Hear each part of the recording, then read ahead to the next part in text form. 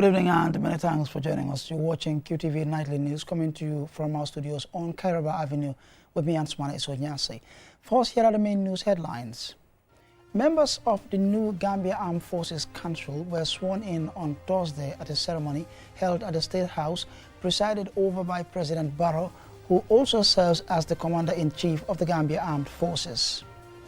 And in a move towards improving the nation's education system, members of the National Assembly engaged in a debate on the Gambia Education and Tertiary Innovation Trust Fund Bill 2024. On Friday, the Office of the Clerk, in collaboration with the Westminster Foundation for Democracy, hosted the 4th edition of the Parliamentary Open Day at the National Assembly in Banjul. In a major development aimed at strengthening bilateral relations, Turkey has opened the Yunus Emre Institute and Cultural Center in the Gambia. And in sports news, in a thrilling 6-goal encounter, Gambia missed a golden opportunity after letting a 2-0 lead slip in their clash against Kenya in Abidjan on Thursday night. Stay tuned as we bring you more on these and other stories.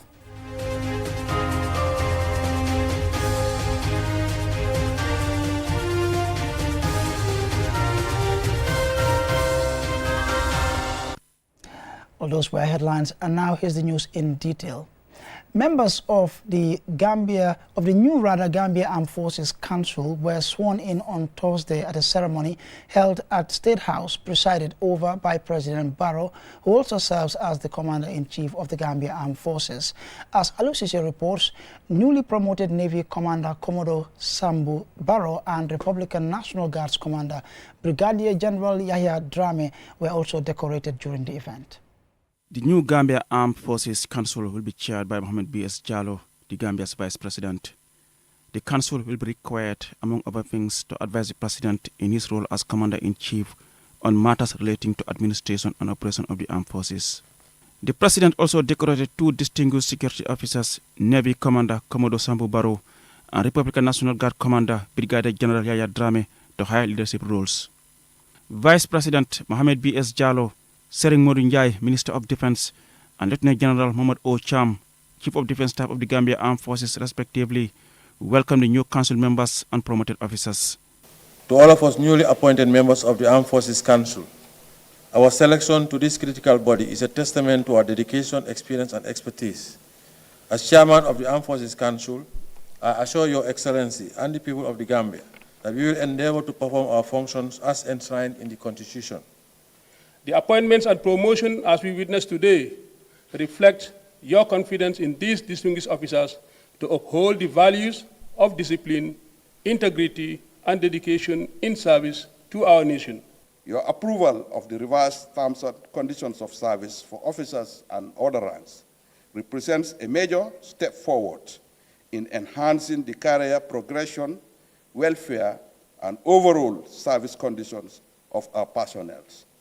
President Barrow reminded members of the Council and the 2 decorated senior officers to always uphold the oaths they took as they carry out their respective functions. I am hopeful that we will all work as a unified team to deliver on expectations and measure up to the trust and confidence reposed in you by the public. This is necessary to ensure that we have committed and competent members to serve on the Armed Forces Council. For the decorated Commodore and Brigadier General, let me specifically remind you that promotions come with added responsibilities. As the well-quoted adage teaches, to whom much is given, much more shall be expected. As they assume this new task, they will be expected to use their wealth of experience and professional background to improve the administration and governance of the Gambia Armed Forces, one of the most sensitive institutions with responsibility for defending the country's sovereignty and territorial integrity. Reporting for QTV News, I am Aliou Cissé. Now, in a move towards improving the nation's education system, members of the National Assembly engaged in a debate on the Gambia Education and Tertiary Innovation Trust Fund Bill 2024. The bill aims to address the most pressing challenges facing the education sector. Usman Jatta followed the session online and filed this report. The Trust Fund Bill designed to establish a dedicated fund for education and tertiary institutions, is widely regarded as a landmark initiative aimed at addressing key challenges in the country's education system. If passed, the bill will create a structured and sustainable source of funding to support the development of education infrastructure, scholarship programs, research, and other vital areas of academic growth. A key point of discussion during the debate was the appointment process for the Board of Trustees of the fund. NAMS carefully scrutinized the qualifications, representation, and selection criteria to ensure that the board's composition would be transparent, equitable, and aligned with the broader objectives of the education sector. Here are the viewpoints of Suleiman K. Saho, NAM for Central Badibu, Sidi Eskenjai, Chairperson of the Committee of the Entire House, and Prof. Per Gomez, Minister of Higher Education, Research, Science and Technology. This is a board which comprises of different sectors. So NACA has a role to participate in this board. Because mind you, we said we're talking about a fund. So it doesn't mean that whatever they say is going to be final. They audit everything, your finance, your staffing, your policies, your structures. They audit everything. So now you come forward to be given public funds to do X, Y, and Z. So NACA is now informing this body that this particular institution coming forward, at least now this is where they are. Minister, this is the funds. And then NACA to be part of the board of the funds. Decide on how to do the fund in those institutions that are on the NACA. And then NACA will in turn go again and regulate or also perform oversight on how those funds are implemented or are being implemented. Minister, I don't think this is appropriate. The debate underscored the importance of accountability in managing such a critical fund, particularly considering its potential long-term impact on the country's education system. Several amendments were made to the bill, enhancing its provisions and aligning them with global best practices for educational trust funds. Following the discussions, the session was adjourned with an agreement that the bill will return for its third reading on March 28, 2025. This pivotal reading will determine whether the bill will be passed into law, marking the beginning of a new era in the Gambia's education system. Osman Jatta, reporting for QTV News. Now on Friday, the Office of the Clerk, in collaboration with the Westminster Foundation for Democracy, hosted the 4th edition of the Parliamentary Open Day at the National Assembly grounds in Banjul. This event, now a significant part of public engagement with the legislature, aimed to enhance understanding and appreciation, of the National Assembly's role. William Kamala reports. This year's event, themed Bringing the Parliament Closer to the People, focused on raising public awareness of the National Assembly's key functions, including legislation, oversight, and representation. Madam Tabunjai Sar, the country director for the Westminster Foundation for Democracy, emphasized the foundation's notable contributions to the country since her appointment in 2024, underscoring the importance of empowering citizens by increasing their understanding of parliamentary processes. The year 2024-2025 has been a very busy and interesting year for WFD because we were operating on 2 projects, specifically the Grant in Aid, funded by the British government, and Environmental Democracy Project, which was just a pilot project. The Office of the Clerk have been very instrumental in our successful implementation. This has been recognized and has earned WFD Gambia a prize on Innovation and Most Proactive Team Award across the region. Halifa Mbai, the clerk of the National Assembly, acknowledged that the success of the Parliamentary Open Day was made possible through the support of the Westminster Foundation for Democracy and expressed his optimism for future editions of the event. Martin Norman, The Deputy British High Commissioner to the Gambia stated that initiatives like this are commendable as they help foster democracy. The National Assembly isn't just a place where laws are made, it's the People's House, a place where voices come together to shape the future of the nation. To truly fulfill this role, the National Assembly must uphold the highest standards of transparency, accountability and responsiveness. A parliament that is open, accessible and representative is one that fosters trust and strengthens democracy. The Deputy Speaker of the Gambia's National Assembly, CDS Kenjai, addressed the attendees, emphasizing the crucial role of an engaged and informed electorate in the democratic process. The impact of these public engagements by the legislature would therefore increase public awareness and understanding of the work of the legislature, heighten public trust and confidence in Parliament, and make Parliament accessible, participatory, and overall all responsive to the interests of the citizenry. Students from St. Joseph Senior Secondary School and Reverend J.C. Fry recited poems that highlighted the importance of civic engagement and parliamentary processes. Alhaji M. Dumbuya delivered a speech on the topic understanding the history of representative politics in the Gambia, while the UNICEF country representative shared a solidarity message. The session provided participants with the opportunity to interact directly with National Assembly members and ask questions about how laws are amended and implemented. Students were also given a tour of the National Assembly's chamber to familiarize themselves with its operations. The Parliamentary Open Day continues to be a key event in the Gambia's political calendar, promoting greater transparency and fostering stronger engagement between the public and their parliament. For QTV News, Loli M. Kamara. And a report there by Loli M. Kamara will lead us to the commercial break, but we will be right back.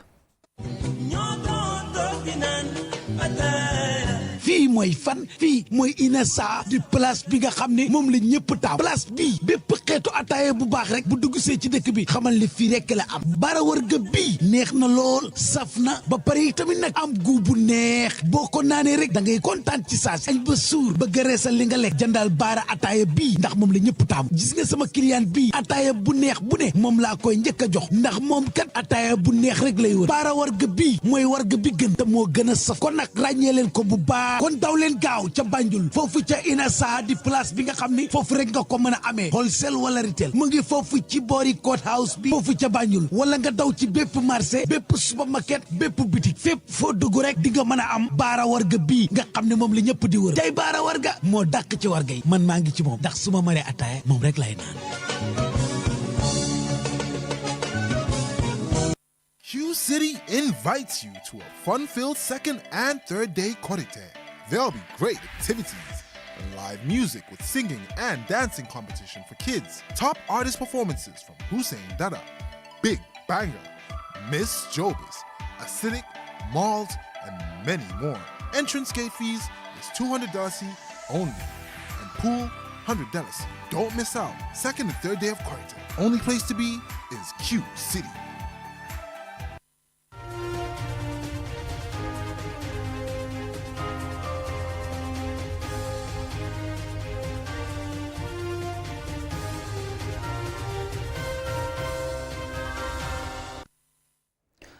Welcome back. Following the commercial break, be reminded you're watching QTV News coming to you from our studios on Caraba Avenue with me, Answana Eso Nyase. Now, in a major development aimed at strengthening bilateral relations, Turkiye has opened the Yunus Emre Institute and Cultural Center in the Gambia. The new center is expected to serve as a platform for cultural exchange and deepening the growing partnership between Turkiye and the Gambia. Usman Jata tells us more. The primary mission of the Yunus Emre Institute is to promote Turkish language and culture through a range of programs, including language courses, art exhibitions, and cultural events. This initiative aims to offer the public valuable opportunities for deeper engagement and foster mutual understanding between Turkey and the Gambia. His Excellency Turka Oba, Turkey's ambassador to the Gambia, emphasized the strengthening bond between the two nations. and underscored the importance of this cultural center in furthering their relationship. This was the main idea, how to nurture our relations, how to make sure that Turkish public knows more about the Gambia and how the Gambia more about the Turkish public, and how we can increase mobility and cooperation between our institutions. This is a bilateral relation, equal to equal. It's not one country with other. We learn things from the Gambia, we support each other in international fora, and I think culture is yet a niche that was not rightly used or enough used. So with this institute, I think we will allow this need to exchange between the youth, language, culture. You know, we have similar traditions. The Institute's presence will strengthen connections between Turkish companies and Gambian enterprises, facilitating significant investments by bridging cultural gaps, promoting smoother business relations, and enhancing workforce integration. It aims to foster greater collaboration and mutual growth. Halil Ibrahim Efe, the coordinator of the Yunus Emre Institute in the Gambia, highlighted the center's role in providing valuable educational opportunities for Gambian students and professionals to learn Turkish. We will promote the higher education in Turkey, and we will support the people who want to take the higher education in Turkey for the Turkish scholarship, the honest scholarship. We will support them. And we will open a Turkish kitchen courses here. People who want to learn the Turkish dishes, they will take a course and maybe they will do it at their home. We already decided to open some art courses here, like the pottery. It's an important art also for us too. We will give some Turkish design maybe, but they will do their own style. Ami K.S. Cham is among the first batch of Gambians to enroll at the Yunus Emre Institute and Cultural Center. Because I love the language and I believe there are many opportunities that I can grab from it. Then that's why I want to study language. This cultural exchange offers significant benefits for the future success of both nations, particularly as they deepen their collaboration in key sectors such as security, education and infrastructure. Osman Jata, reporting for QTV News. And time now for international news.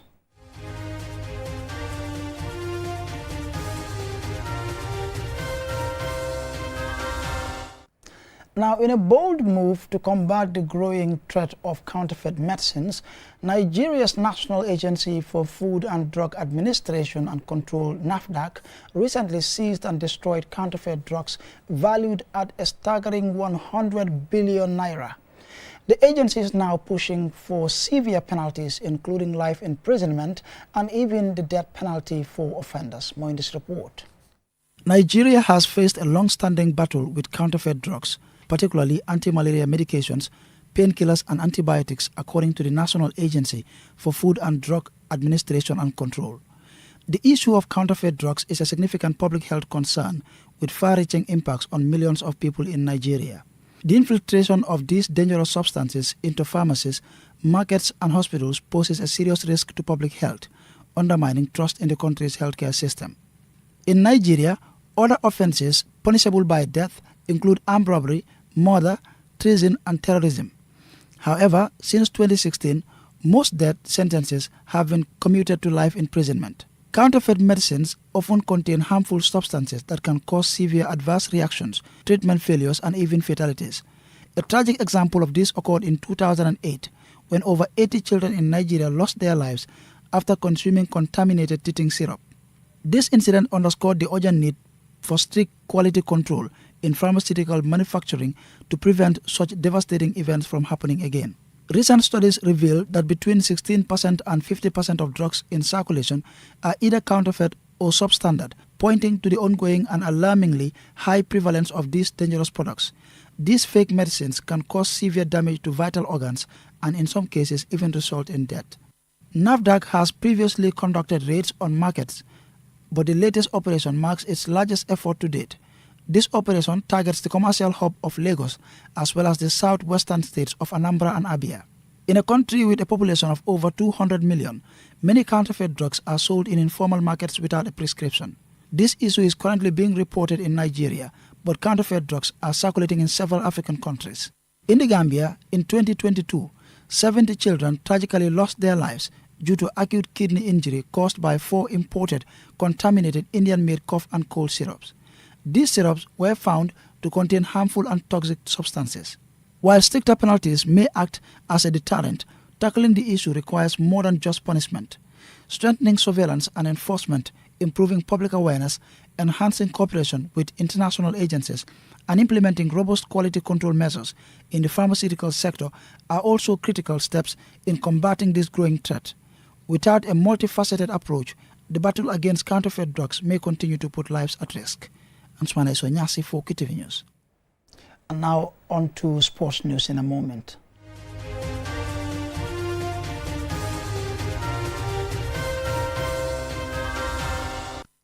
Now, in a thrilling 6-goal encounter, Gambia missed a golden opportunity after letting a 2-0 lead slip in their clash against Kenya. The match ended in a dramatic 3-3 draw, with both teams sharing the spoils in their Group F World Cup qualifier played in Abidjan on Thursday night. Our sports reporter Mamadou Gajaka was keenly following the game, and he now reports. This thrilling encounter, played in Abidjan due to the ban on the Independence Stadium, saw the Gambia take a comfortable 2-0 lead through goals from Musa Barrow and Yankuba Minte. However, Kenya fought back to level the scores, only for Barrow to complete his brace and put the Gambia ahead 3-2. In a dramatic turn of events, William Wilson salvaged a point for the East Africans with the last kick of the game in the dying seconds. Despite a penalty saved in the first half, Musa Barrow's earlier performance was standout, but ultimately both sides shared the spoils in this Group F World Cup qualifier. The Match Day 5 contest got off to a slow start, with both teams struggling to find pace, maintain sustained ball control, and execute precise passing, which limited goal-scoring opportunities. However, the second half began at a much faster tempo, with both sides pushing forward. Scorpions coach Jonathan McKinstry was left furious with the goals his team conceded. Yeah, frustrated is not the word. I think furious, angry is the word. We can't play like that. And the boys know it. I'm not going to say anything here that I haven't already said to the players in the dressing room, but I think the Kenyan coach called it correctly. Kenya created 2 good chances in the game, and they didn't score either of them. Their 3 goals come from us giving it to them.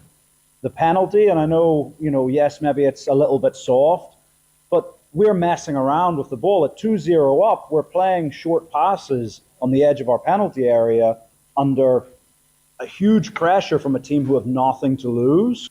Despite the draw, Kenya emerged as the happier side, thanks to a late equalizer that salvaged a point in a match that seemed beyond their reach. The Harambee Stars showed remarkable resilience, finding a way to stage a comeback after trailing 3-2. The dramatic finish capped off a trailing encounter under the guidance of former South African international Benny McCarthy. A draw doesn't help either us or Gambia, but I would take it since it is my first game in charge after being national team Kenya only a couple of days. So happy with the point, happy with what I've seen, and lots to progress, lots to improve on this. But the positivity that I've seen today, I think, gives me a bit of hope that, another day or 2 training sessions that we can squeeze in until the next big game against Gabon. This draw leaves the Gambia still occupying second from bottom in Group F with 4 points from 5 matches played, while Kenya sits in 4th with 6 points, having played the same number of games. Gabon, who have played 1 more game than second place Ivory Coast and third place Burundi, are at the top of the table with 12 points after 5 matches. Seychelles remain at the bottom without a point from 5 matches. With 5 more games to go, the race for qualification remains wide open. Mamadou Gajaga, QTV News. And from the report there by Mamadou Gajaga, I'm afraid this is where we draw the curtains on this bulletin. But before we take a leave of you, here's a recap farming headlines. Members of the new Gambia Armed Forces Council were sworn in on Thursday at a ceremony held at the State House, presided over by President Barrow, who also serves as the Commander-in-Chief of the Gambia Armed Forces. In a move towards improving the nation's education system, members of the National Assembly engaged in a debate on the Gambia Education and the Tertiary Innovation Trust Fund Bill 2024. On Friday, the Office of the Clerk, in collaboration with the Westminster Foundation for Democracy, hosted the 4th edition of the Parliamentary Open Day at the National Assembly grounds in Banjul. In a major development aimed at strengthening bilateral relations, Turkey has opened the Yunus Emre Institute and Cultural Center in the Gambia. And in sports news, in a thrilling 6-goal encounter, Gambia missed a golden opportunity after letting a 2-0 lead slip in their clash against Kenya in Abidjan on Thursday night. That's all for now. Do join us tomorrow same time for more news. Until then, on behalf of the entire production team, thanks for watching.